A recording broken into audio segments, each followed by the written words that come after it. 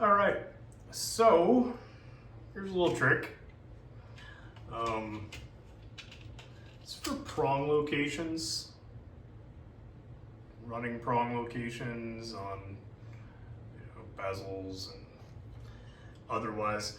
One of the things I like to do to make sure the prongs have a really solid bed of connection is to drill them into their seats and into their backplates. So, in this plate here, I've located where my prongs are going to go to set these next pieces of, these are for rose cut Marlboro chrysoprase. Really nice stones. I've used them before. It's for another set of earrings.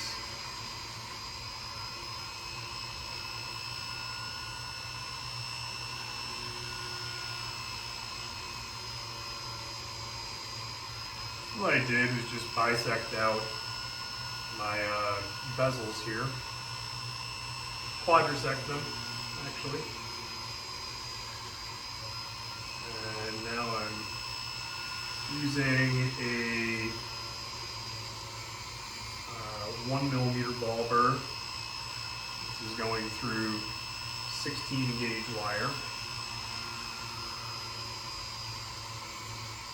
I'm going to be using 16 gauge wire also as well for the prongs.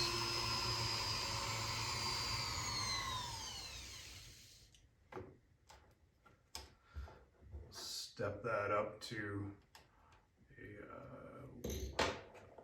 1.2mm burr. 16 gauge wire is right at about 1.5 mil, 1.45 mil. At least that's what this wire is.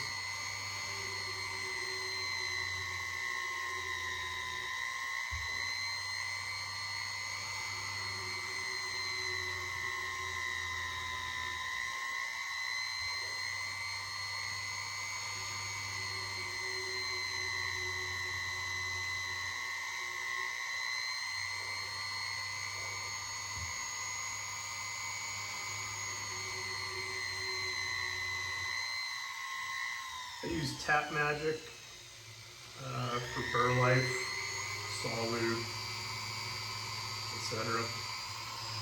Tap Magic is readily available.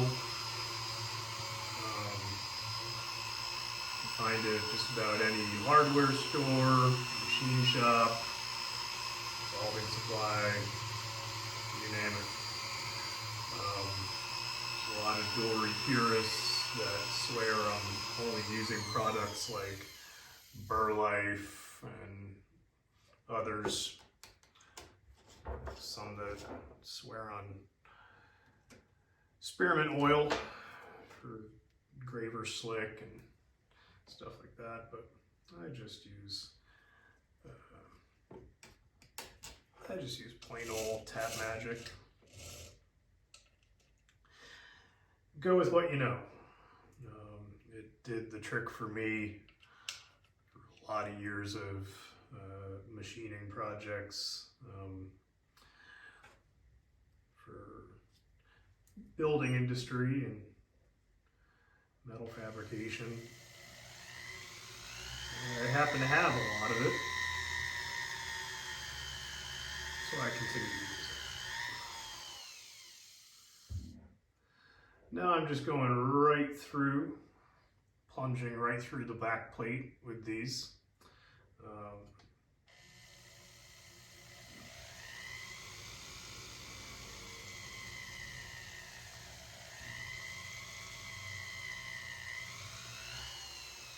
I'm using a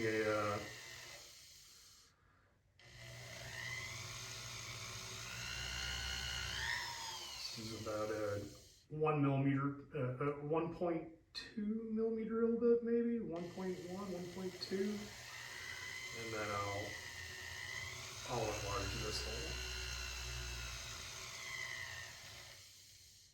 for the size of the plier.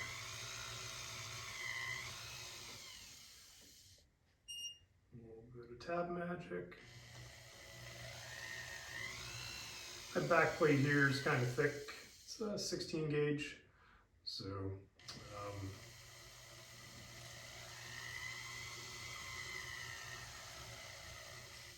that's what I like to use for engraving. I have a tendency to be a pretty deep engraver. So 16 gauge at least, gives me the depth of metal I like to be able to really plunge my lines into. A little bit more tab magic.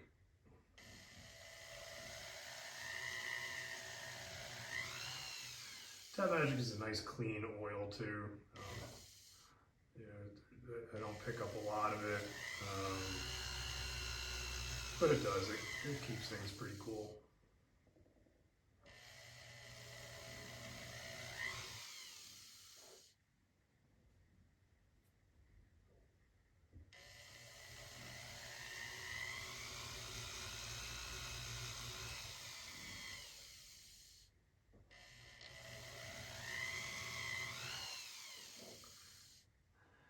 And I always try to, back out my bits through the cut. The rifling of a bit will lift chip up and out, but getting it out of the cut once or twice will definitely help keeping your bits clean and keeping things cool, especially when you're going through some pretty heavy material like this. Now, let's bring these holes to size.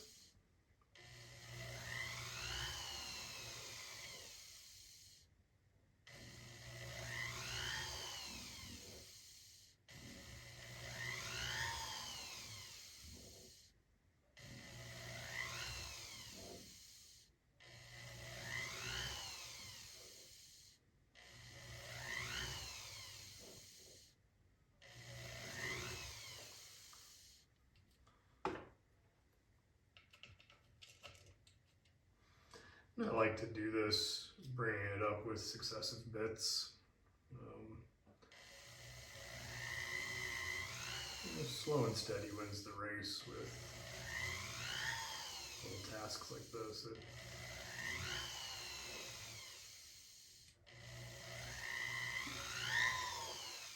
We're making jewelry here, so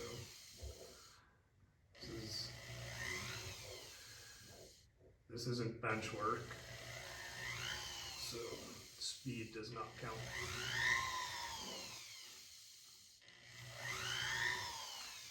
If this were a basic resizing in somebody's shop, something like that, yeah, maybe you want to cruise right through it. But just doing your own custom work, I always recommend to people just take it slow. There's nobody racing you. You're only racing yourself. Check size here. Yep. Just a little bit more.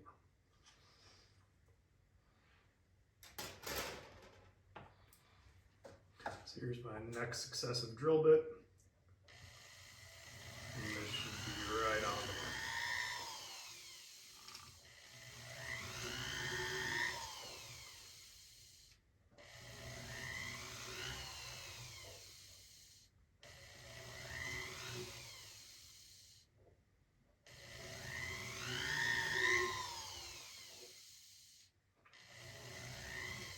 Hoping I'm keeping this work fairly centered for you all to see. Not really looking at my monitor much. I do use my monitor so I could see while I'm working. Sorry about the little bit of shakiness in the camera.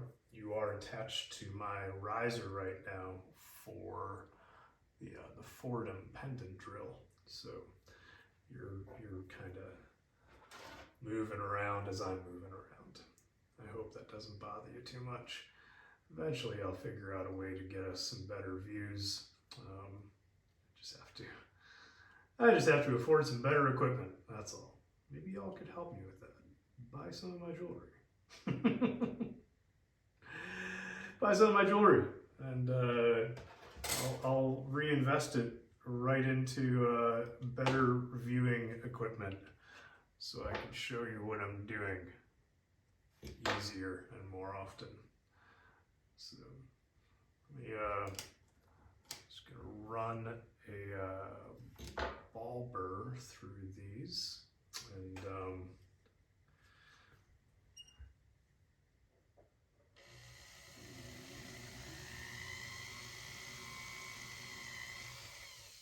that should be right at my size.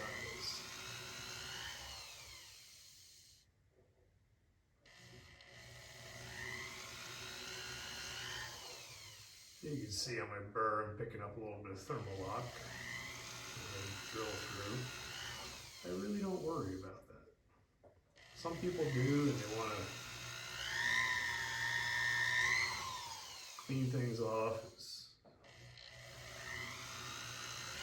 Thermal lock is just thermoplastic. It breaks down very quickly.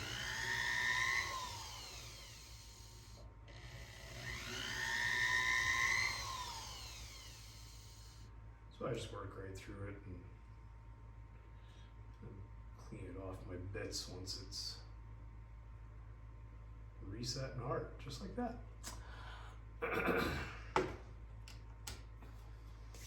All right, let's see what that looks like. So there's one of my drill holes for a prong, and there's my wire, and that's going to get soldered into place. That's through the back plate. What I'll do is I'll make a couple of kind of like staples.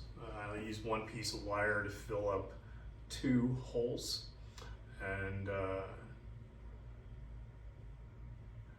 so yeah, one piece of wire will bridge between 2 holes, and just bend it like a staple to 90-degree angles. So I have 4 holes in each bezel mount, and 2 pieces of wire like a staple, and stick 1 piece in 2 holes, solder them up. That keeps them upright and nice and straight. I'll take some pictures of that, show you a little video of that work. Yeah, I just wanted to show you this little tool time trick. Bring this down and I'll show you here. Yeah, it's a little tool time trick of getting prong set. Trusty old toothbrush to clean off all my swarf.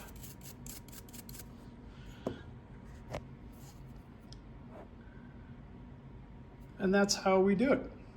It's really a pretty easy process, but it's something I like to do. And yeah, it just seems to help me out in a big way. Get you back into focus here. See if we can. Yeah, it just helps me out keeping things located properly, and I hope it could help you out too. Stay tuned and I'll show you some video of what it looks like once I start working with it and putting the prongs in and how we set stones in that. Enjoy. Excuse my rambling, just kind of working in the studio here. Figured I'd make a quick video. Thanks for tuning in. Hit that like and subscribe. Come back for more. And when you find everything more informative, we'll keep working on it. Thanks. Enjoy.